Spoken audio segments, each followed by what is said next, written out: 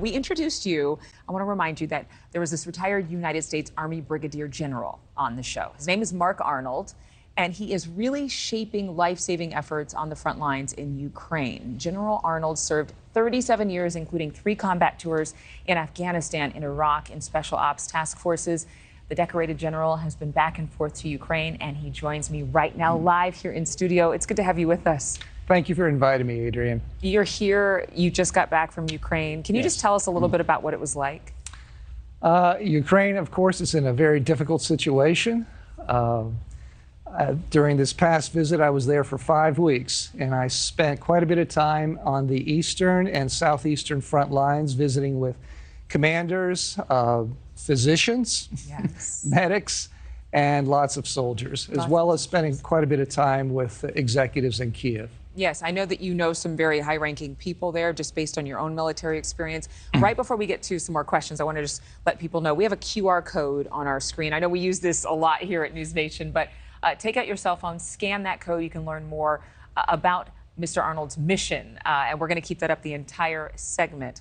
But just tell us a little bit about how the one thing that's fascinating about you is that your mission is different from others that I've heard about or that we've reported on, in that you're really looking to change the infrastructure around the war in Ukraine. Tell us how.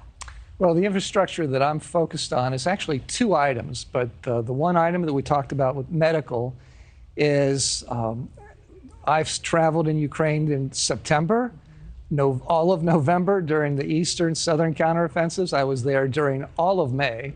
And what I heard from the commanders, physicians, medics, and a lot of soldiers is half of the soldiers who die of their wounds in Ukraine could have survived had the medics been thoroughly trained. And the problem is that the Russians had destroyed 4 out of the 5 medical education facilities early last year. So you have the Ukrainian army has grown from this size to this size over the past year. It's taken this many casualties, including a lot of medics. So there needs to be a medic education program over there. And the Ukrainian Medical Academy has created a very robust and rigorous program that they plan to execute in just a few months, and that I'm part of.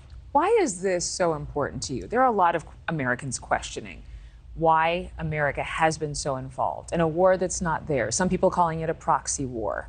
What's your take on that? My take on that is Ukraine is obviously defending Europe's freedom right now from Russian aggression.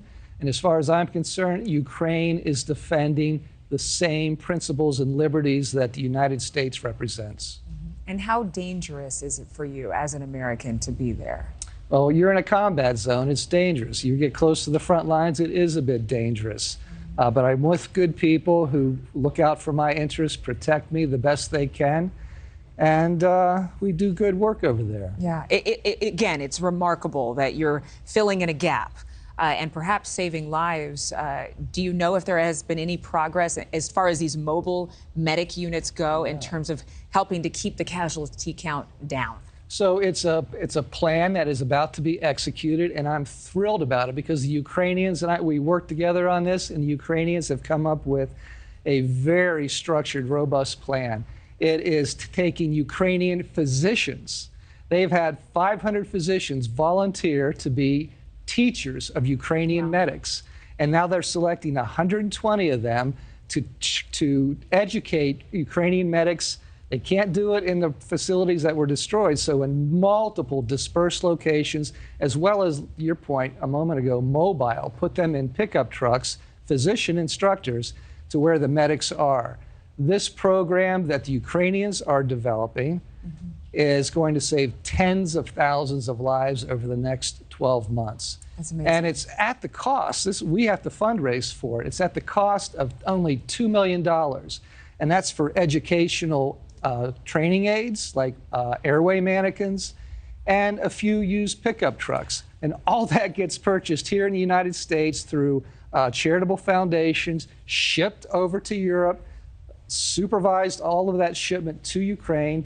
When it lots of accountability. Lots of accountability until it gets to the proper agency, which is the Ukraine Medical Academy, which is also in charge of training physicians as well as medics. Thank you for watching. Go to newsnationnow.com to find News Nation on your television provider. And don't forget to click the red subscribe button below to get more of News Nation's fact-driven, unbiased coverage.